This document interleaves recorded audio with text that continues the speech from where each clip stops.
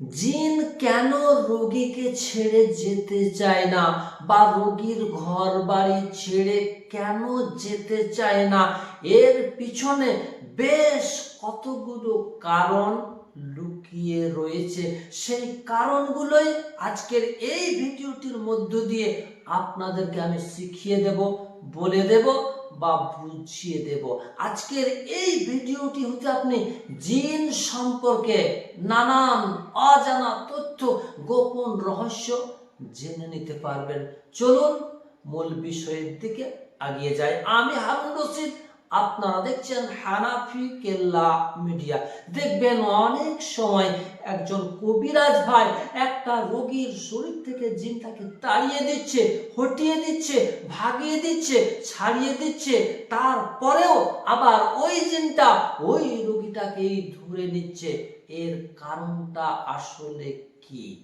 Number এক নম্বরে যে কারণটি রয়েছে সেটা হচ্ছে ওই জিনটা ওই রোগীটাকে ভালোবেসে ফেলেছে মানুষের মতোই।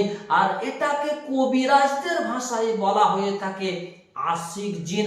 কোন জিন যদি কোনো মহিলার প্রতি বা কোনো মহিলা জিন কোনো পুরুষের প্রতি যখন ভালোবাসায় আকৃষ্ট হয়ে যায়, আশিক হয়ে যায়, তখন ওই জিনটা কোনো মতে ওই রোগীটাকে ছেড়ে যেতে চায় না। দুই নাম্বার কারণটি শুনলে আপনি অবাক হয়ে যাবেন। এমন কথা আপনি এর আগে কারোর নিকট থেকে শোনেন নাই। অনেক কুফরি তান্ত্রিক, কুফরি কবিরাজ রয়েছে যারা তামিমা ব্যবহার করতে দেয় রোগীদেরকে। আর এই তামিমার জন্য হাদিসের মধ্যে বলা হয়েছে তামিমা ঝোলানো শিরক।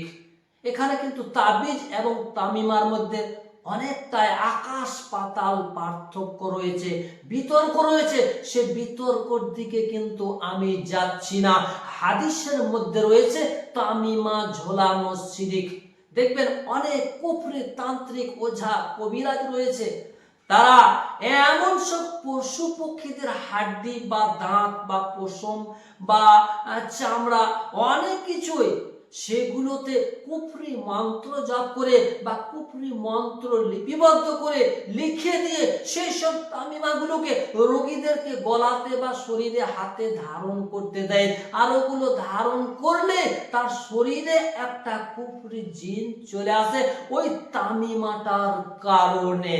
তখন কিন্তু ওই জিনটা ওই রোগীটার শরীর থেকে কোনো মতেই যেতে চায় না। আবার ওই তামিমাটা ওই রোগীটার শরীর থেকে আপনি সরিয়ে দেন, দেখবেন অটোমেটিক ওই তামিমার কারণে এসে যাওয়া ওই জিনটা আর তার নিকটে থাকবে না। নাম্বার 3, বাড়িতে যদি কুকুর থাকে, মূর্তি থাকে, বড় বড় ছবি টাঙানো থাকে, তাহলে কিন্তু হাদিসের মধ্যে পাওয়া যায় সেই বাড়িতে রহমতের ফারিস্তা ঢুকবে না।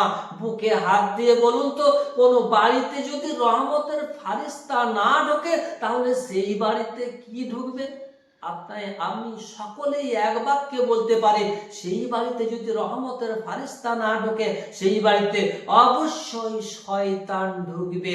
এ কারণে ওই সব বাড়ি থেকে শয়তান জিনগুলো যেতে চায় না। নাম্বার 4, নার্ভের রোগীগুলোকে আপনি যদি জিনগ্রস্ত রোগী বলে চিকিৎসা তদবির দেন, জিন ছাড়িয়ে দেন, ওই জিন কিন্তু আবার এসে ওই রোগীটাকে ধরে নেবে। অতএব কথা হচ্ছে নার্ভের রোগীগুলোকে আপনারা জিনগ্রস্ত রোগী বলে দয়া করে চালিয়ে দেবেন না। চালিয়ে দিলে কিন্তু ওই রোগীটা আবার জাকার তাই হয়ে যাবে।